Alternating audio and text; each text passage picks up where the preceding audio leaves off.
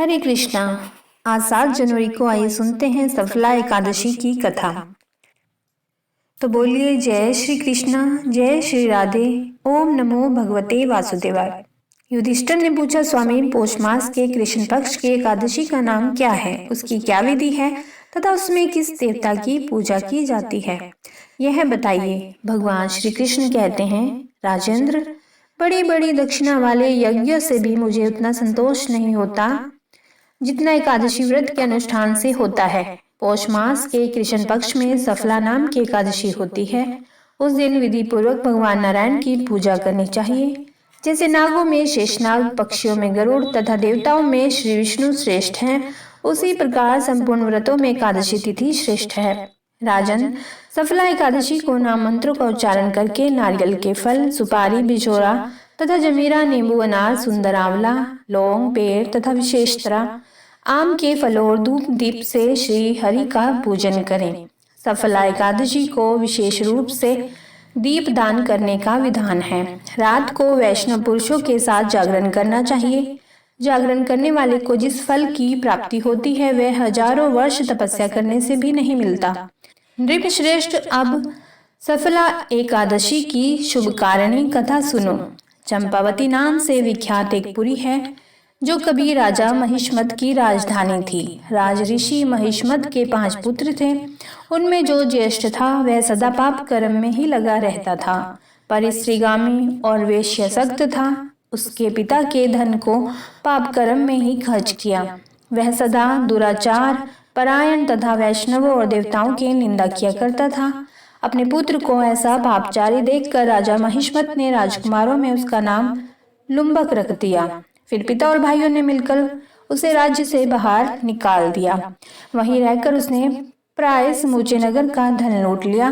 एक दिन जब वह रात में चोरी करने के लिए नगर में आया तो सिपाहियों ने उसे पकड़ लिया, किंतु जब उसने अपने को राजा महिष्मत का पुत्र बतलाया तो सिपाहियों ने उसे छोड़ दिया। फिर वह वन में लौट आया और मांस तथा वृक्षों के फल खाकर जीवन निर्वाह करने लगा। उस दुष्ट का विश्राम स्थान पीपल वृक्ष बहुत वर्षों पुराना था। उस वन में वह वृक्ष एक महान देवता माना जाता था। पाप बुद्धि लुम्बक वहीं निवास करता था। एक दिन किसी संचित पुण्य के प्रभाव से उसके द्वारा एकादशी के व्रत का पालन हो गया।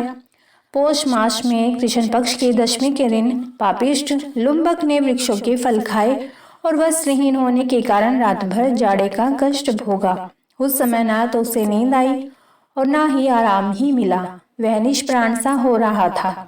सूर्योदय होने पर भी उसको होश नहीं आया। सफला एकादशी के दिन भी लुम्बक बेहोश पड़ा रहा। दोपहर होने पर उसे चेतना प्राप्त हुई। फिर इधर उधर दृष्टि डालकर वह आसन से उठा और लंगड़े की भांति लड़खड़ाता हुआ वन के भीतर गया।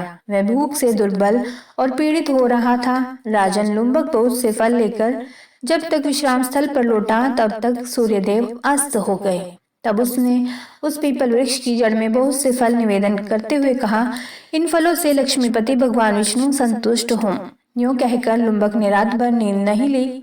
इस प्रकार अन्यास ही उसने इस व्रत का पालन कर लिया। उस समय सहसा आकाशवाणी हुई, राजकुमार, तुम सफला एकादशी के प्रसाद से राज्य और पुत्र प्राप्त करोगे। बहुत अच्छा कहकर उसने वह वरदान स्वीकार किया। इसके बाद उसका रूप दिव्य हो गया। तब से उसकी उत्तम बुद्धि भगवान विष्णु के भजन में लग गई। दिव्य आभूषणों से सुशोभित होकर उसने निष्कंटक राज्य प्राप्त किया और 15 वर्षों तक वह उसका संचालन करता रहा। उसको मनोज्ञ नामक पुत्र उत्पन्न हुआ। जब वह बड़ा हुआ तब लुम्बक ने तुरंत ही राज्य की ममता छोड़कर उसे पुत्र को सौंप दिया और वह स्वयं भगवान श्री कृष्ण के समीप चला गया, जहाँ जाकर मनुष्य कभी शोक में नहीं पड़ता। राजन, इस प्रकार जो सफला एकादशी का उत्तम व्रत करता है वह इस लोक में सुख भोग कर मरने के पश्चात मोक्ष को प्राप्त करता है। संसार में वे मनुष्य धन्य हैं जो सफला एकादशी के व्रत में लगे रहते हैं, उन्हीं का जन्म सफल है। महाराज, इसकी महिमा को पढ़ने सुनने तथा उसके अनुसार आचरण करने से मनुष्य राज्य से यज्ञ का फल पाता है। ओम नमो भगवते वासुदेवाय। यदि सफला एकादशी का आपने व्रत रखा है तो इस दिन आपको पीले रंग के वस्त्र धारण करने चाहिए। इसके उपरांत भगवान विष्णु को पूजा के दौरान पीले रंग के पुष्प फल अर्पित करें और धूप दीप आदि से पूजा करें। ऐसा करने से भगवान विष्णु प्रसन्न होते हैं और आपकी सभी मनोकामनाओं को पूरी करते हैं। सफला एकादशी के महात्म्य को पढ़ने से अथवा श्रवण करने से मनुष्य को अश्वमेघ यज्ञ का फल मिलता है। आइए सुनते हैं पौष मास का महात्म्य भी।